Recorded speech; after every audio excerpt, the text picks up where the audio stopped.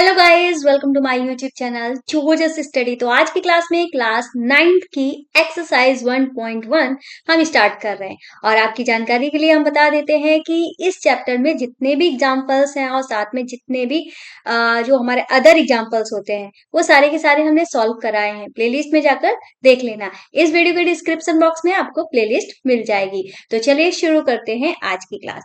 तो यहाँ पे हमारा एक पहला क्वेश्चन दिया गया है।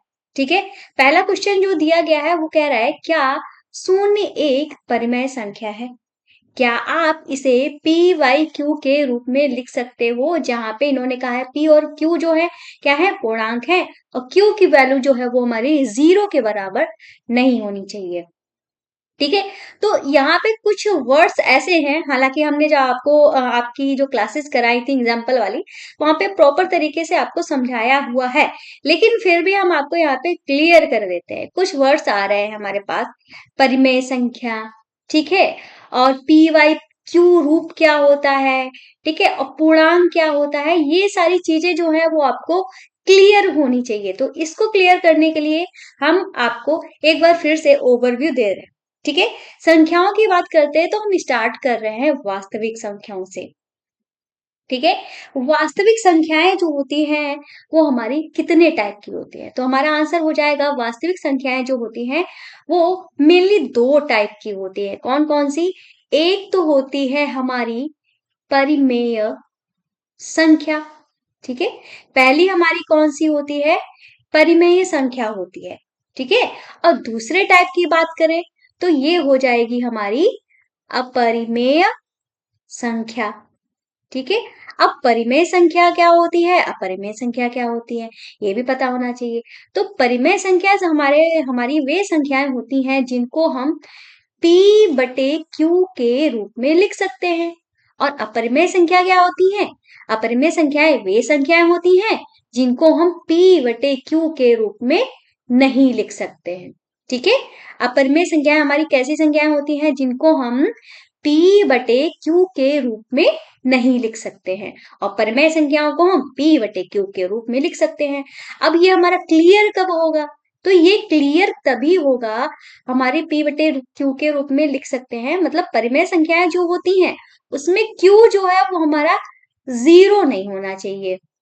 अगर Q 0 हो गया तो ये हमारा अनंत, मतलब हमारा जो इनफाइनाइट होता है वो बन जाएगा।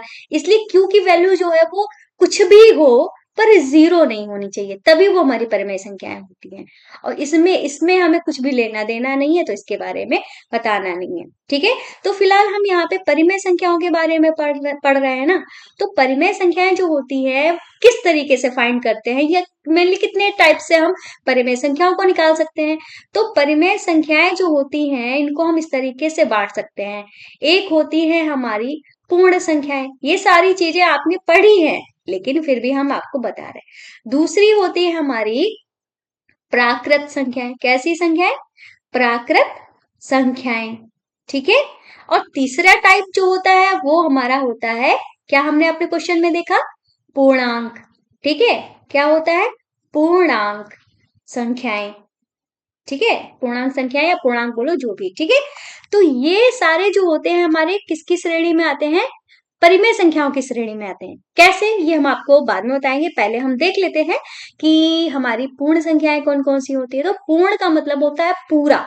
भाई अगर हम संख्याओं की बात करते हैं तो हम कैसे बताएंगे? 1 2 3 4 ऐसे बताएंगे, लेकिन 1 2 3 4 हम काउंट तो कर रहे हैं, पर आपने इसमें 0 गिना नहीं, गिना ना। अब 0 भी तो हमारी गिनतियों में आता है ना। ठीक है, मतलब सारी की सारी संख्याएं आनी चाहिए। अब सारी की सारी संख्याएं तभी आएंगी जब हम 0 को भी काउंट करेंगे, मतलब पूर्ण संख्याएं, मतलब सभी संख्याओं को हम काउंट करेंगे। तो हमारा इसमें 0 भी आएगा, 1 2 3, इस तरीके से ये हमारा कहाँ तक जाएगा?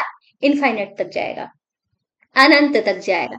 ऐसे ही प्राकृत संख्याएं क्या होती है? प्राकृत संख्याएं क्या होता है कि इसमें प्राकृतिक, जैसे कि हम आपसे पूछे भाई गिनतियां सुनाओ, काउंटिंग सुनाओ, तो आप कहाँ से स्टार्ट करोगे? जीरो से थोड़ी ना स्टार्ट करोगे। 1 2 3 4 5 6 इस तरीके से स्टार्ट करोगे। तो जो हमारे नेचुरल, मतलब नेचुरली जो हमारे अंदर से निकलता है, इस तरीके से आप समझ सकते हो, जो नेचुरली हमारे अंदर से निकलता है, जो हमने बचपन से सीखा है, तो वही हमारी क्या होती है, प्राकृतिक या नेचुरल नंबर होते हैं। ये हमारे 1 से स्टार्ट होते हैं, अनंत तक जाते हैं। जब पूर्ण संख्याएं, होल नंबर्स की बात करते हैं, इनको हम होल नंबर्स कहते हैं, ठीक है। तो ये हमारे 0 से स्टार्ट आते होते हैं, क्योंकि हम सभी नंबर्स की बात कर रहे हैं, सभी नंबर्स में हमारा 0 भी आता है।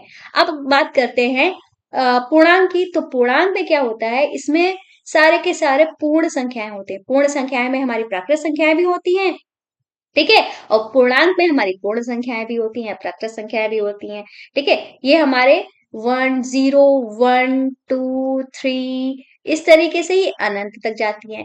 पर ये सिर्फ इतना ही नहीं है, इसमें हमारा -1 -2 और ये हमारा कहाँ तक जाता है, ये भी हमारा माइनस अनंत तक जाता है। मतलब सारे के सारे इसमें नेगेटिव नंबर्स, जीरो, और सारे के सारे पॉजिटिव नंबर्स इसमें आते हैं। किसमें? पूर्णांक में। अब आपके दिमाग में क्वेश्चन आ रहा होगा कि मैम ठीक है, हमने पूर्ण संख्याएं समझ ली, प्राकृत संख्याएं समझ ली, पूर्णांक भी समझ लिए, लेकिन ये सारे के सारे नंबर जो हैं वो पी वाई क्यू के रूप में तो है नहीं, तो ये परिमेय संख्याएं हुई। भाई हमने आपको, हाँ अगर आप हमसे पढ़ रहे होगे तो हमने आपको ये एक बात हमेशा बताई है कि कोई भी नंबर हो, जैसे कि हम 1 ही ले लेते हैं, ठीक है, इस 1 को हम क्या 1/1 नहीं लिख सकते हैं? हमारे पास 2 है, 2 को क्या हम 2/1 नहीं लिख सकते हैं? आंसर हो जाएगा, बिल्कुल लिख सकते हैं। हर संख्या के बट अपॉन में, हर संख्या के बटे में एक होता है, पर हम उसको लिखते नहीं, हम नॉर्मली इसको वही नंबर बोलते हैं। ऐसे ही सेम इसमें हो गया। अब -1 है, -1 के अपॉन में हम 1 लिख देंगे, तो ये क्या -1 नहीं रहेगा? बिल्कुल रहेगा। -3 है, -3 के बटे में अगर 1 लिख देंगे, क्या ये -3 नहीं रहेगा? भाई -3 ही रहेगा। मतलब कोई भी नंबर हो, उसके बटे में अगर हम 1 लिख देते हैं तो कोई फर्क नहीं पड़ता उस नंबर पे। और ये हमारा पी वाई क्यू के रूप में भी हो गया है, हो गया ना पी वाई क्यू के रूप में। आप देख सकते हो क्यू की वैल्यूज हम यहाँ पे 0 नहीं रख रहे हैं, मतलब नीचे वाला ये हमारा पी है और ये हमारा क्यू है, क्यू की वैल्यू 0 नहीं होनी चाहिए। हम 0 तो रख नहीं रहे, हम तो 1 रख रहे हैं ना। तो ये सारे के सारे हमारे पी वाई क्यू के फॉर्म में हो गए, मतलब पूर्ण संख्याएं, प्राकृतिक संख्याएं और हमारी पूर्णांक, ये सारे के सारे हमारी परिमेय संख्याओं में आते हैं, ठीक है। अब बात आती है जैसे कि अब सबके बटे में एक ही हो तो ही हमारी परिमेय संख्याएं होंगी, ऐसा कुछ भी नहीं है। हमारे कुछ नंबर्स हम अदर नंबर ले लेते हैं, जैसे 5/4 ले लिया, 3/2 ले लिया, कोई जरूरी नहीं बटे में एक ही हो, कोई भी नंबर हो सकता है, 0 के अलावा कोई भी नंबर हो सकता है अपॉन में या कह लो हर में, ठीक है। तो वो सारी की सारी हमारी परिमेय संख्याएं होंगी, ठीक है। पी की वैल्यू भी हमारी 0 हो सकती है, 0.3 और 0 में कुछ भी रख लो, 5 रख लो, ठीक, कुछ 4 रख लो। अब ये जो है 0 के अपॉन में कोई अगर नंबर है तो उसकी वैल्यू 0 के बराबर होगी। अब 0 है तो 0 के बटे में हम 1 लिख सकते हैं या कह लो कोई भी नंबर लिख सकते हैं, तो वो हमारी परिमेय संख्याएं में ही आएगा। अब कहो कि 3 के बटे में 0 लिख दोगे तो ये हमारी परिमेय संख्या नहीं होगी, क्योंकि यहाँ पे वैल्यू जो है क्यू की वैल्यू हमने 0 रख दी। अगर क्यू की वैल्यू हमने 0 रख दी है तो वो हमारी परिमेय संख्या में नहीं गिनी जाएगी, ठीक है। चलो चलो, हमने परिमेय संख्याओं को बहुत ही डिटेल में आपको समझा दिया।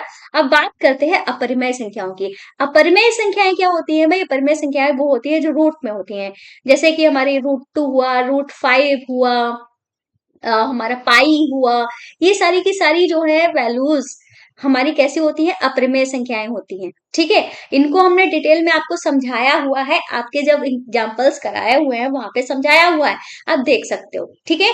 तो फिलहाल हमने इतना देख लिया, अब हम अपने क्वेश्चन पे चलते हैं। क्वेश्चन में हमसे क्या बोल रहा है? क्वेश्चन में इसने हमसे बोला है कि भाई शून्य जो है एक परिमेय संख्या है कि नहीं? अभी हमने आपको समझाया शून्य जो है परिमेय संख्या है कि नहीं। तो भाई हमने आपको बताया ना शून्य जो है परिमेय संख्या है, तो हम यहाँ पे लिख देंगे हाँ। हमारा आंसर जो क्वेश्चन का होगा वो क्या होगा? हाँ, शून्य एक परिमेय संख्या है। बिल्कुल है, शून्य एक परिमेय संख्या है। फिर इसके बाद इन्होंने कहा है कि क्या आप इसे पी वाई क्यू के रूप में लिख सकते हो? तो हम यहाँ पे लिख देंगे, हम इसको इसको किसको मतलब शून्य को, हम इसको P बटे Q के रूप में लिख सकते हैं। ठीक है, हम इसको P बटे Q के रूप में लिख सकते हैं।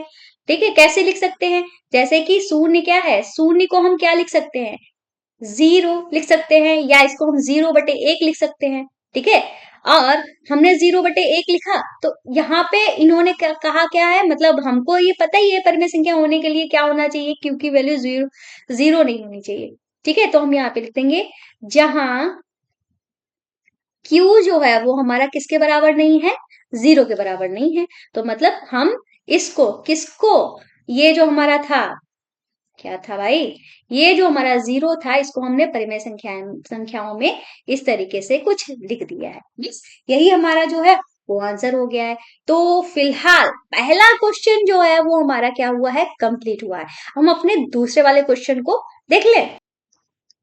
तो ऐसा करते हैं, आज की क्लास को हम यहीं पे समाप्त कर देते हैं, क्योंकि क्लास जो है लंबी हो गई है, बाकी क्लासेस भी देखनी है।